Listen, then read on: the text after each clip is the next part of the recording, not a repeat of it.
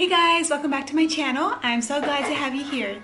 I'm gonna try to film my video. I'm not quite sure how it's gonna go. I have my baby sleeping, 3-month-old baby sleeping in that little baby thing over there, and Creed is right here playing just off the camera. So I'm originally from the States, but currently me and my husband and our four boys live here in Cambodia. And we've lived here about 5 years now. And we're here with a team of people. And if you want to know more about why Cambodia, I will try to link that up below and down in the description box. But I have a whole series called Why Cambodia.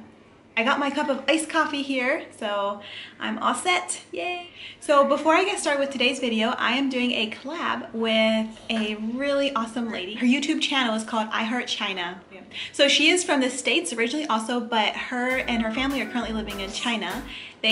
She's married and they have 4 kids, 3 boys and 1 girl. Her husband is a first grade and kindergarten English teacher, and she is a stay-at-home mom. She also homeschools her kids. On her YouTube channel, you'll find clips of what their everyday life is like, things they like about China, why they chose China. And also, one thing you guys may find really interesting is she has a couple videos here recently about the coronavirus and how it's affecting their life in China, what China is doing to help prevent spreading that, and how it's sending medical people into that area. For example, there's a picture she has of a husband going and the wife kissing him goodbye, and she doesn't know if it's gonna be the last time she kisses him goodbye or not. So yeah, definitely go check out her channel and watch her videos on coronavirus. I think you guys may find that very interesting. And as far as that goes, if you're coming from her channel, welcome. I'm so glad to have you here. Please comment down below and let me know that she sent you over here, and yeah, I'd love to have you here. As far as the coronavirus goes here in Cambodia, there has been 1 confirmed case so far that I've heard of, and that was a week or 2 ago already, and a man from China, from that specific town, there's Kaden. A man from that specific town in China had flown directly here to Phnom Penh, Cambodia, and was sick. But as far as I know, that's the only person I've heard of so far that has it here in Cambodia, and it is a third world country, so we are really praying that it does not get spread here. There is a lot of fear among the nationals here. Just 1 second, Creed. There is a lot of fear among the nationals here. They're really afraid of the disease, and anytime anybody gets sick, they're like, oh no, is it the coronavirus? And it's a very scary thing. A lot of people are wearing masks anytime they're out. Whenever we went to get our new baby Caden's visa, we had to do a border run to cross into Thailand and come back. And when we came back into Cambodia, they had a first aid station there, and they had to check our temperature and make sure we weren't sick and stuff like that. If we were sick, I'm not sure what they would have done. But anyway, they're just trying to be aware of people that are coming into Cambodia who might be bringing the virus. So I'm sitting right in front of our window here because I like the natural light, and however our window is not very thick, and so you can hear the neighborhood sounds outside. If you hear ladies talking or kids crying, it's just normal life here, city life. Everything comes through the walls and we can all hear each other. So yeah, when you're done watching my video, hop on over to I Heart China's channel and check out her channel. And she is also doing a video today about things she has learned while living in China.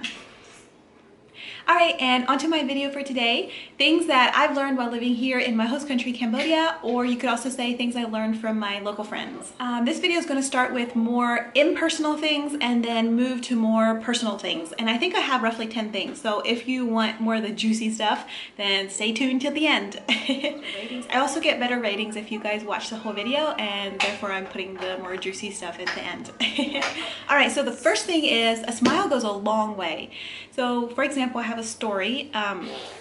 When you move to a new country, especially right at the beginning, you don't know the language yet. So let's say, for example, you find a house. First of all, you stay in a hotel or whatever, but once you finally find a house, you're in a new neighborhood.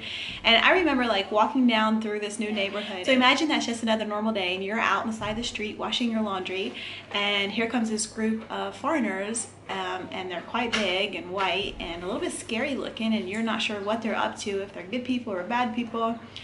And they keep coming closer and closer, and you're kind of eyeballing them and worried, and after a little bit, a little baby pokes their head out from the carrier that the dad is wearing and makes eye contact and has this big grin just spread across his face.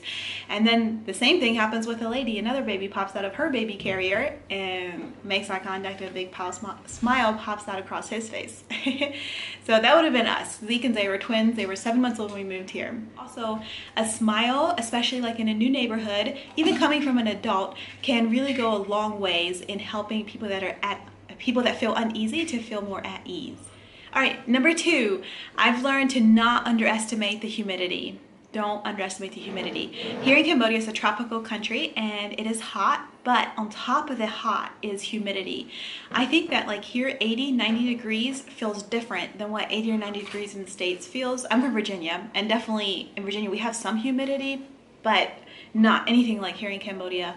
The humidity is just, it's so intense. And like my babies, especially with all the rules of fat, they get heat rash really easily.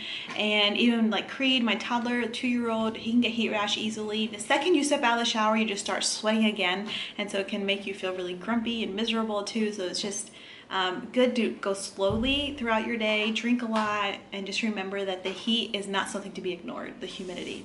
All right, one thing I've learned from my local friends is that it is more of a community feel versus a individualistic feel, which is often common with more of an East culture versus a West culture. And by West, I mean like the States and East Cambodia, because that's where I currently live.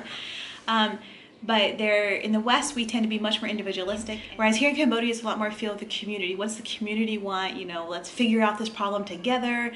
Let's solve it together. And then also like the community helps to raise the kids. Like the whole neighborhood kind of keeps an eye out for the kids to a degree. So when the kids are out back playing on the street, everyone kind of helps watch out for them, make sure motors don't hit them, and motor drivers will watch out for the kids too. And then also they even will go as far as to help discipline each other's kids. And but then they love on each other's kids a lot too, and everybody shares food. If one person has a snack, everybody has some of the snack, etc. And one more thing with the community thing, for example, if it's a single parent home or there's 2 parents in the home but both need to work for some reason, especially here in the city, it's very common for them to send their kids to live with grandparents or aunts and uncles for just a season, for maybe just like half a year, or even sometimes up to several years, and then they'll bring them back again, or they might have a cousin come live with them for a while. Very common to pass around the kids amongst the family members. Excuse you, bud. Are you coughing? Yeah. Okay, and number 4 of things I've learned while living here in Cambodia is to just relax a little more. The culture in Cambodia is a very relaxed, laid-back culture compared to the culture in the States, and I really like that a lot. It's okay to be late. Relationship is more important.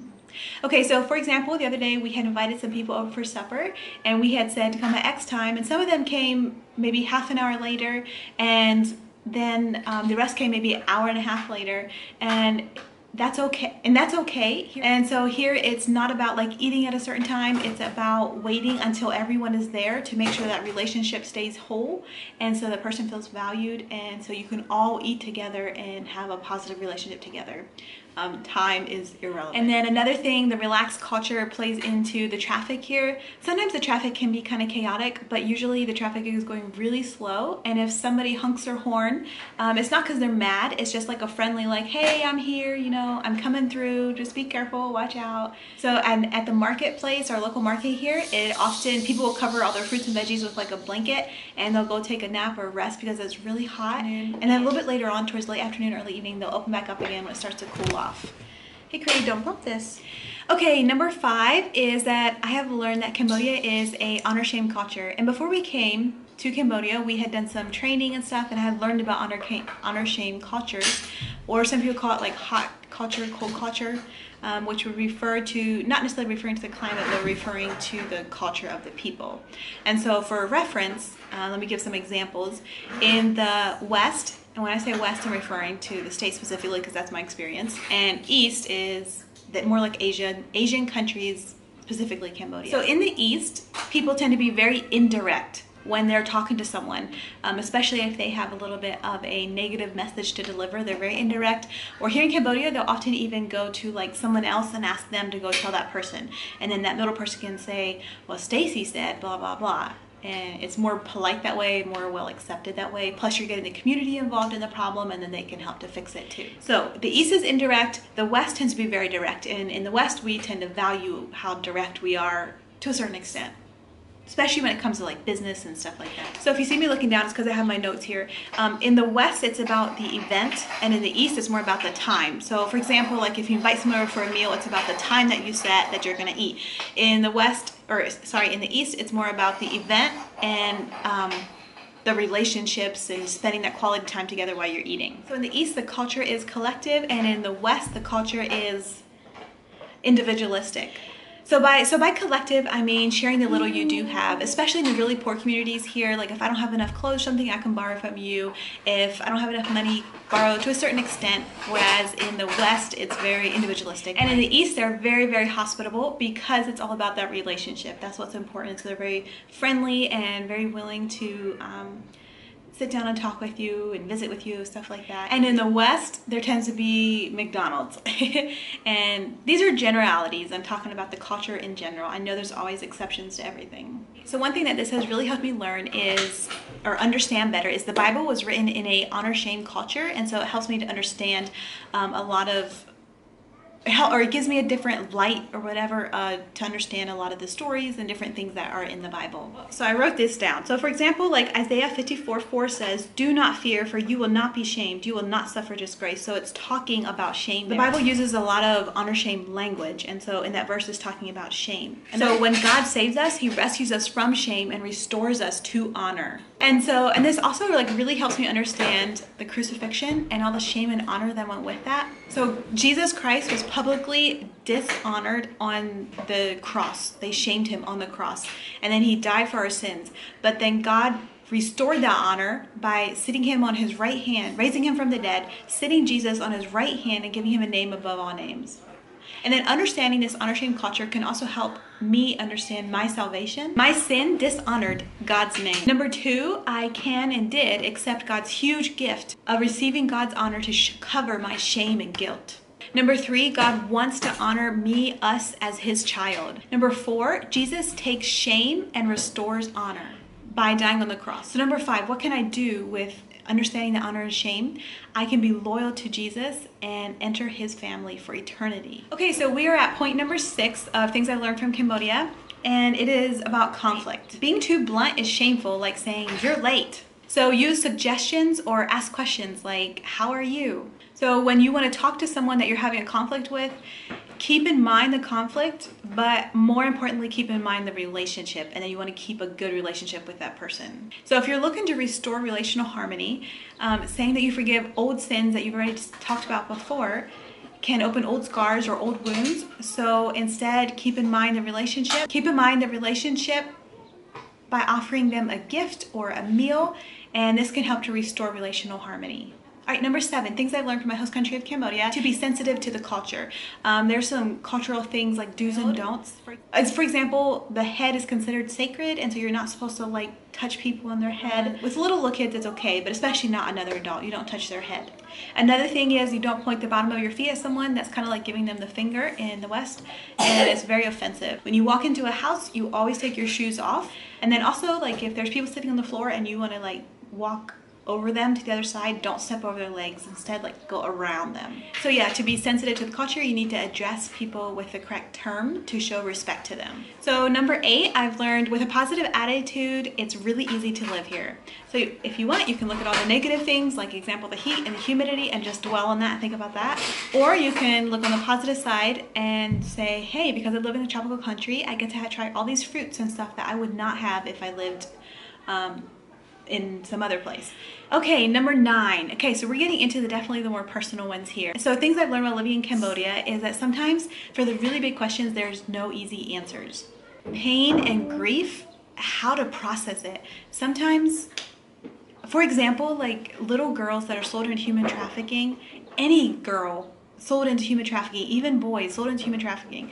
How do I process that? It is so unfair. And another example would be like kids that are maybe abused or neglected by their parents. Perhaps their parents are alcoholics or just can't hold a job because of drugs are on or something like that, and therefore they're like going through the trash collectors, stuff like that.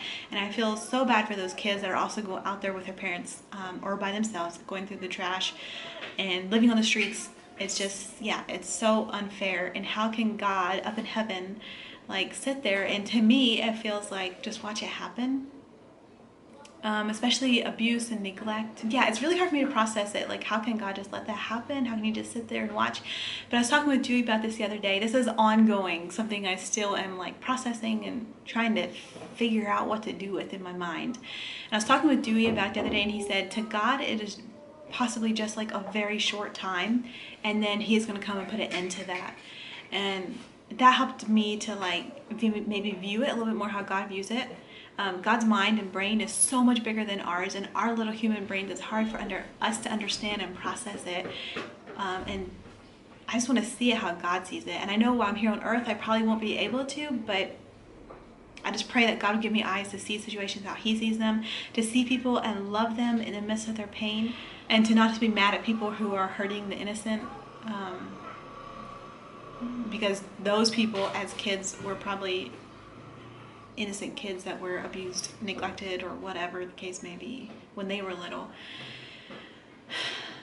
Yeah, anyway, there's not always easy answers for big hard questions. Okay, and number 10 is things I've learned while living here in Cambodia. I've learned more about grief and sadness. And grief is something you definitely deal with no matter where you live. But perhaps living here, it's brought up some unique perspectives for me. For example, with my kids, they sometimes will talk about somebody that lives back in the States and they miss that person. We've had a lot of like teammates or friends travel through, people come and stay for like a month or whatever, and then they leave. And we also had one family that had lived here for 4 years with us. They were on our team and they had 2 little boys, and my boys played with them a lot, and my boys miss them, and they'll still talk about them and ask about them. And for me as a parent, I kept kind of 2 options. I can say like, oh, don't think about that, let's go on a walk and maybe we can go buy some ice cream. Or my other option is, yeah, Zeke, I see that you're sad. Here's Creed. Hi. We could say like, yeah, I see that you're sad, and it's okay to feel sad. And for me to just kind of go with them into that sadness, maybe hold them for a little bit, and to just go there for a moment and talk about it, and talk about how they miss them, and talk about how they wish they were here, or whatever. Here he comes again. I'm gonna sit here with Mom. Okay. I love you. You say hi? No? Okay. So he's gonna sit here with me for a minute. Thankfully, Kaden is back there in the crib still sleeping. But yeah, to just allow my kids and myself to talk about things I miss, and to feel sad sometimes because I miss the people or things, and that's okay. And this next point, and then to use and not but. And I got this from Jonathan Elizabeth Trotter, and I'm gonna show 2 books from them here in just a minute. But for example, like let's say I would say I miss my family back in America, but then I kind of feel bad about saying that, so I'd say, but I'm glad I at least have friends here. So, and it feels like the but kind of erases the negative of what I just said. So instead, they say to replace but with and, to say, I miss my family in America, and I'm glad I have friends here. And I'm glad I have a loving family here, or whatever the case may be. I think it's possible to really love where you live and have days where you really miss things and feel sad from your host country. Silly. From your home country. And I think it's okay. It's okay to be sad. You don't have to be happy all the time. And you can still love your life and still feel fulfilled where you're living, and still have some sad days mixed in. It's okay. Allow that grief. So one more example is when I'm talking to people back in the States and I say like, oh, you know, we're all sick right now, we have runny noses. And if they come back with like a one-upper story, it feels like it kind of erases any hard thing I'm going through, as if like I should just be happy, at least I don't have XYZ happening. I think it's really important when somebody says their emotions to you to repeat their emotion back to them, like saying like, oh, that sounds like that's really hard for you. That sounds really hard. That is so important. It can give that person freedom, and it helps them to feel like they're actually heard, which is really important. And once they feel like they're heard, then they're able to move on and process that. Oh, here comes Zeke. Alright, well, my boys are all coming in here now, and I think I'm going to end the video here. This little guy needs shorts put on. So thank you guys for watching. Don't forget to go check out iHeart's channel here on YouTube and her video that she did in collaboration with me today. Okay, sorry, I had to go help take care of my boys for a minute. I'm almost done here. I want to quick show you guys these 2 books. These are written by Jonathan Elizabeth Trotter, and they live here in Cambodia. They do a lot of counseling with expats and people who are living overseas. They have a blog post you can check out. This here is a book that's basically their blogs. It's called 841. I definitely recommend it. And then this one is a newer one they just came out with. It's called Serving Well. So this book here, I marked several different places in it that I want my husband to read because it's really good stuff that we are either currently going through or I'm currently going through. I want him to read to help him understand, or something that I think he could really benefit from. And this is also the same people, Jonathan Elizabeth Trotter. It's a newer book. It's called Serving Well, and it's Help for the Wannabe Newbie or Weary Cross-Cultural Christian Worker. So I definitely recommend reading this one. And this one here, you can find all these blog posts just on their website. Look up Jonathan Elizabeth Trotter. All right, so Creed's here with me again. Don't forget to check out the lady I subscribed with here on YouTube. Her channel is called I Heart China, and you may enjoy her videos if you enjoy mine. And if you haven't, please remember to hit that subscribe button on my channel. It encourages me to keep making videos. Thanks again for watching. Hi, and we'll see you guys again next week on Friday. Can you say bye? Bye. Bye. Bye. You give Mama a kiss right here.